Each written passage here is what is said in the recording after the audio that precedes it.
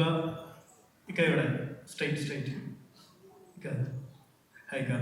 ഇപ്പം ഇന്ത്യൻ സിനിമയിൽ സ്റ്റാർഡം നോക്കാതെ സിനിമ ചെയ്യുന്ന രണ്ട് സൂപ്പർ സ്റ്റാർ ഉണ്ടെങ്കിൽ അത് മമ്മൂക്കയും ലാലേട്ടനുമാണ്. ഇപ്പൊ പാട്രിയറ്റിലേക്ക് വരുവാണെങ്കിൽ മമ്മൂക്ക തന്നെ പണ്ട് പറഞ്ഞിട്ടുണ്ട്, ആക്ടിങ് ഈസ് ഓൾസോ റിയാക്ടിങ് എന്നുള്ള രീതിയിൽ ഇന്റർവ്യൂവിൽ പറഞ്ഞായിട്ട് ശ്രദ്ധിച്ചിട്ടുണ്ട്.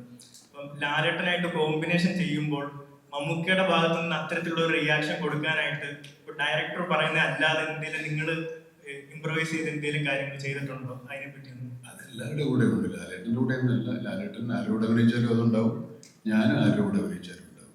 അങ്ങനെ റിയാക്ട് ചെയ്യണ്ടേ? പിന്നെ അഭിനയത്തിൻ്റെ എല്ലാ കാര്യവും സംവിധായകൻ പറഞ്ഞു തരണം എന്നില്ല. നമ്മളവധി അധികം ബോധ്യപ്പെടുത്തിയാൽ നമ്മളെന്തെങ്കിലും കാര്യങ്ങൾ ചെയ്തിട്ടുണ്ടെങ്കിൽ അതിനെ തെറ്റു തിരുത്തുക മാത്രമേ ഒരുവിധം പരിചയസമ്പന്നരായ സംവിധായകർ ചെയ്യാറുള്ളൂ. അല്ലാതെ എല്ലാവരും അപ്പുറത്തും മാറിയെന്ന് മോണായിട്ട് കാണിക്കുമെന്നൊരു ഡയറക്ടർ നമ്മുടെ അടുത്ത് നമ്മുടെ സീൻ വായിച്ച് നമ്മൾ പറഞ്ഞ് മനസ്സിലാക്കി അതെങ്ങനെ ചെയ്യും ഒന്നോ രണ്ടോ മൂന്നോ പ്രാവശ്യം കണ്ട് എന്തെങ്കിലും തെറ്റുകളുണ്ടെങ്കിൽ തിരുത്തി അങ്ങനെ ബോധ്യപ്പെട്ടതിന് ശേഷമേ ഇത് ടേക്കായിട്ട് വരും.